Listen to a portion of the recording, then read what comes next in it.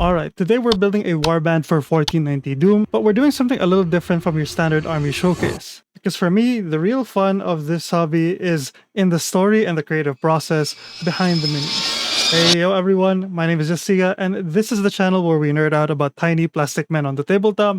And for my latest project, we're heading straight into another grimdark setting with 1490 Doom. So in this video, I'm gonna walk you through the entire creative pipeline, starting with what hooked me into the 1490 Doom game, its mechanics, and finally the big reveal of my fully custom printed Doom company, and the unique theme that ties it all together. First, let's look at what makes 1490 Doom interesting. This started out as a search for a skirmish game, as sort of a second game that my partner and I can play and alternate between our main game, A Song of Ice and Fire. However, we needed a game that didn't require too many models and didn't take too long to play, and 1490 Doom does not disappoint. The game requires only 6 models in total, which is pretty crazy to me. That means it's going to be pretty easy to get these printed and painted up, requiring minimal time and effort to get these minis on the tabletop.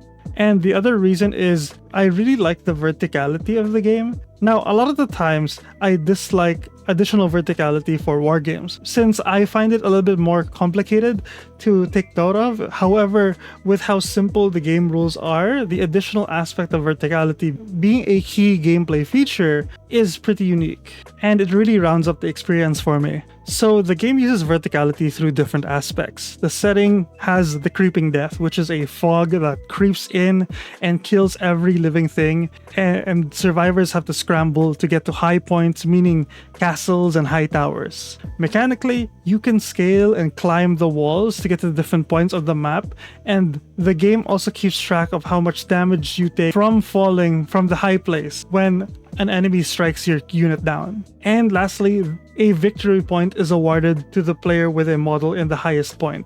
And as for the speed, I haven't played it myself, but a lot of people have been estimating a 1 hour to 2 hour game, which is a lot faster than most skirmish games. And I gotta say, the mix of these aspects gives me a good feeling that this is going to be a good time. So the game really doesn't have armies or factions with exclusive models, but they do have profiles, which sort of are like classes in MMOs. In this case, the rulebook has 10, and there are additional classes being released on their website. However, I haven't quite checked on that, and I wanted to create a Doom company with all the classes available in the books, but instead of using the STLs, which they sell on their website, the game is miniatures agnostic. So I'm going to be using some STLs from Victus. Now, I'm going to be doing this for the main reason that I thought of having them to be the same theme, and after some thinking, I like the idea of them being cultists and their leader having lanterns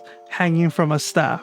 And this got me thinking. I kind of fixated on the name, the Cultists of the Path, and I'm going to be using this to guide my concept for the Doom company. So who are the Cultists of the Path? In the quick blurb I thought about, in the world being consumed by a literal doom fog, their philosophy is simple. The only purity is found in the highest points, bathed in light.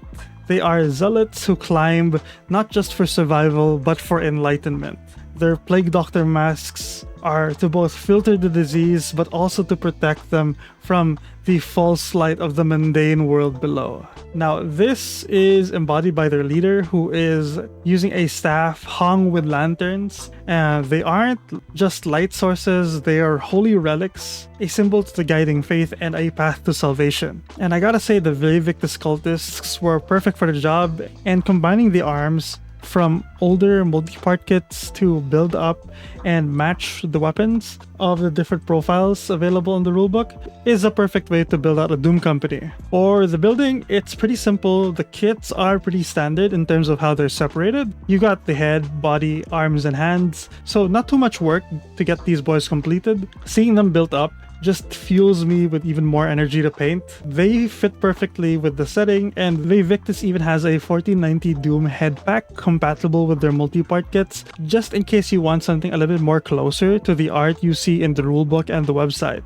Coming into painting these guys, it was pretty easy since I already had a concrete idea of what I wanted. I've recently been influenced heavily by lore videos of the King in Yellow, so naturally a pale yellow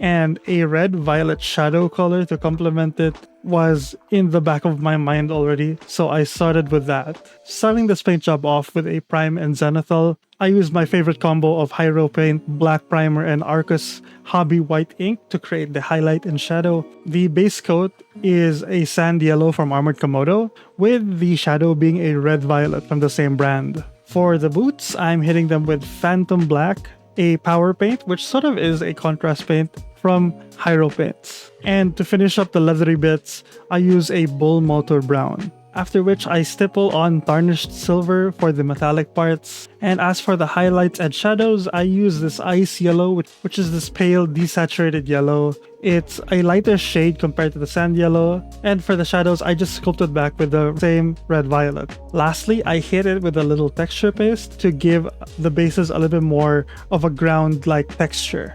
Now that these are all painted up, I want to walk you through my Doom company and show you how I proxied each of these models to represent the different classes or profiles from the 1490 Doom rulebook. First up, the Scout. I'm not exactly sure what this weapon is called, but I thought it looked like a climbing pick that, combined with his lightweight robe, really sells the idea of a nimble character who can scale walls and navigate the vertical terrain with ease, which is exactly what the Scout does in-game. Next, we have the Assassin. I'll be honest, this guy came out looking a little goofy to me. He's got a stabby vibe for sure, but he doesn't quite have that sinister presence I imagine for a classic Assassin. He'll do the job, but maybe in the future he'll be the first model I look to replace down the line. For the Scavenger, I gave him a backpack and a knife, which fits the resourceful nature of the class.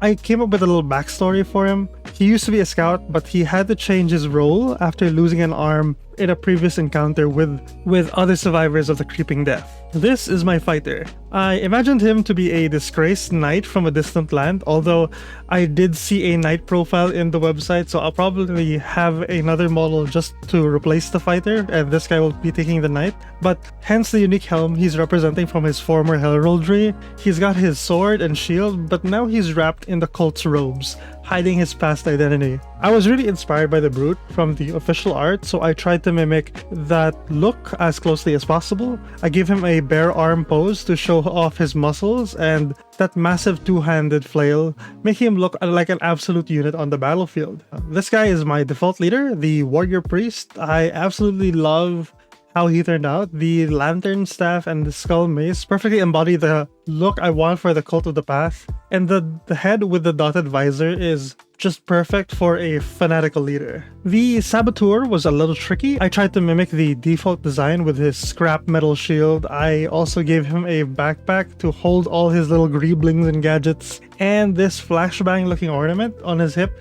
is to represent one of the abilities from the rules. The Beekeeper is a pretty unique and oddly specific profile. The cultist robes and the mask from Victus are a already perfect fit for what I imagine a 1490s Beekeeper would look like. The pike arm from the kit also works great for the two-handed weapon the class is supposed to have. For the blacksmith, I wasn't sure what to do. I couldn't find a metal hammer, so I gave him this wooden mallet. My headcanon is that he doesn't risk bringing his valuable smithing hammer out on scavenger hunts, so he uses a wooden mallet instead, relying on muscle memory from his profession. I absolutely love this helmet for him. I think it's one of my favorite ones from this set. And finally, we have the Doom Hunter. This one is probably my least favorite of the bunch. I gave him a crossbow and used whatever parts I had left. Not super happy with the pose, but he does blend in with the rest of the cult pretty well, and he doesn't look bad enough to warrant reprinting and repainting him entirely. So that's my full roster for my 1490 Doom cult, the Cultists of the Path. I'd love to know what STLs you're using for your own games of 1490 Doom, and if the game has been on your radar. Let me know in the comments below. But that's it for now. My name is Justiga, and I talk about miniatures every day.